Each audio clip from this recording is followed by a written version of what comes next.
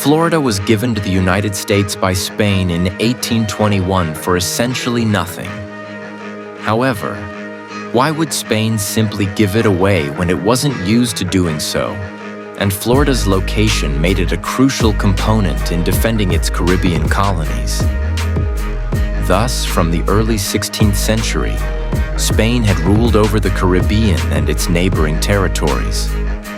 However, in the late 17th century, France did conquer the area surrounding the Mississippi River, and it remained in control of it until the 7 Years' War. The French covertly gave their continental North American holdings to Spain because they were aware that they would probably lose them.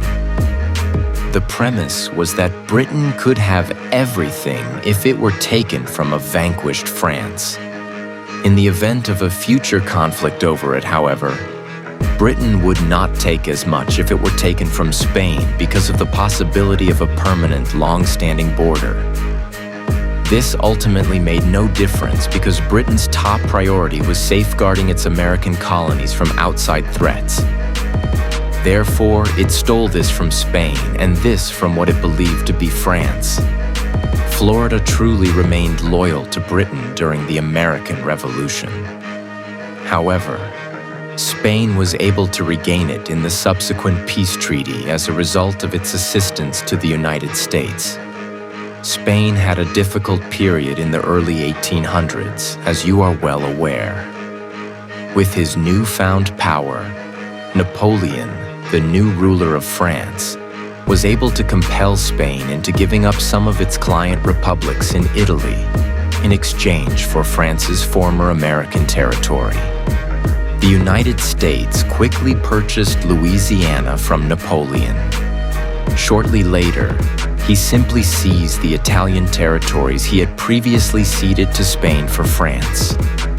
Therefore, the United States made an unsuccessful attempt to buy Florida from Spain after gaining its independence. Because of its location, which allowed it to serve as a base to defend Spain's Caribbean territories, the Spanish declined to sell. It was also a crucial station for the Spanish Navy to put down uprisings after the Napoleonic Wars. The United States intended to fulfill its destiny throughout the entire continent at this point, and it was in an expansion-like attitude. Americans eventually settled in this area of West Florida as a result. They quickly rose up in rebellion against Spain, so the U.S. government dispatched troops and annexed the area to put things back in order. Large portions of Florida were later occupied to stop any more assaults into the United States as a result of the U.S.'s ongoing incursions into the remaining portion of the state during the First Seminole War. This understandably infuriated the Spanish.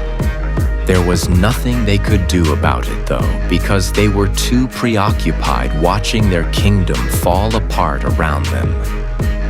The Spanish signed the Adams-Onís Treaty because of fear that the Americans would just continue to annex more and more of their territory in North America. The Spanish consented to cede Florida to the United States during this time. The border would be set to this in exchange. In other words, Spain relinquished its claim to these areas, and the United States surrendered its claim as well. It was a huge victory for the Americans, because they had just grabbed Florida and a clear route to the Pacific for practically nothing.